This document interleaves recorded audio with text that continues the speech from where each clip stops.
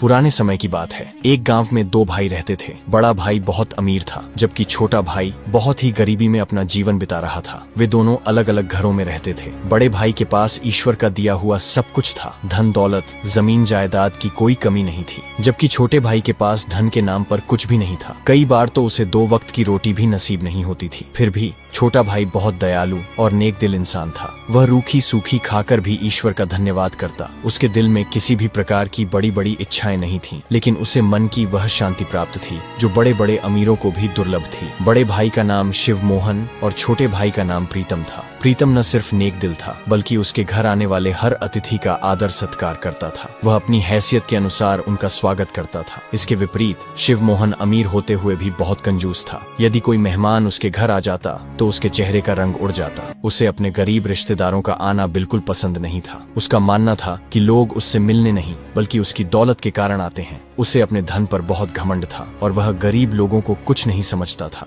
एक दिन गांव में एक बूढ़ा आदमी आया। उसने शिव मोहन का आलीशान घर देखा और दरवाजा खटखटाया। दरवाजे की आवाज सुनकर शिव मोहन बाहर आया। बूढ़े आदमी ने कहा, बेटा, क्या एक दिन के लिए तुम मुझे अपने घर में आसरा दे सकते हो? मैं बहुत थका हुआ हूँ और बहुत भूखा भी। शिव मोहन ने उसकी बात सुनकर तिरस्कार से कहा, अरे बाबा, क्या तुम्हें ये कोई धर्मशाला लगती है? मेरे घर में तुम जैसे भिखमंगों के लिए कोई जगह नहीं है। अच्छा होगा कि सामने जो टूटा फूटा घर है वहाँ चले जाओ। वहाँ एक आदमी रहता है, प्रीतम नाम का, वह तुम्हें जरूर आसरा देगा। यह सुनकर बूढ़े आदमी को समझ में आ गया कि शिव मोहन कंजूस और घमंडी व्यक्ति हैं। वह चुपचाप वहाँ से चला गया और प्रीतम के घर के दरवाजे पर जाकर दस्तक दी। प्रीतम मुस्कुराते हुए बाहर आया और बोला, कहिए बाबा जी, कैसे आना हुआ? बूढ़े आदमी ने कहा, बेटा, मैं बहुत थका हुआ हूँ। इससे पहले कि वह आगे कुछ कह पाता, प्रीतम बोला, बाबा, पहले आप अंदर आइए, बाकी बातें हम अंदर बैठकर करेंगे। प्रीतम उसे घर के अंदर ले गया, बैठाया और सबसे पहले पानी पिलाया। पानी पीने के बाद बूढ़ा आदमी बोला, बेटा, मैं इस गांव में एक बहुत जरूरी काम से आया हूँ। मुझे बस रात बिताने के लिए एक आसरा चाहिए। सुबह होते ही मैं चला जाऊंगा। प्रीतम ने मुस्कुराते हुए कहा, बाबा जी, इसे आप अपना ही घर समझिए। आप जब तक चाहें यहाँ रह सकते हैं। ये सुनकर बूढ़ा आदमी बहुत प्रसन्न हुआ। रात को प्रीतम ने उसे भोजन परोसा।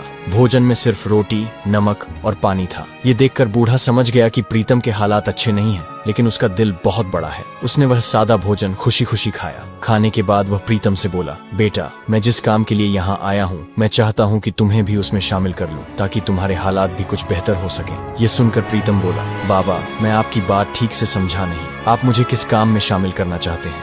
तब उस बूढ़े आदमी ने धीमी आवाज में कहा कि बेटा, आज से 50 साल पहले मैं इसी गाँव में रहता था।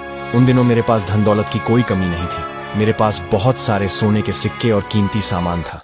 मेरा एक भरा पूरा परिवार था, जिसमें मेरी पत्नी और 2 बच्चे थे। एक दिन जब मेरी पत्नी और बच्चे नाव में बैठकर दूसरे गांव जा रहे थे, तो नाव के पलट जाने से मेरी पत्नी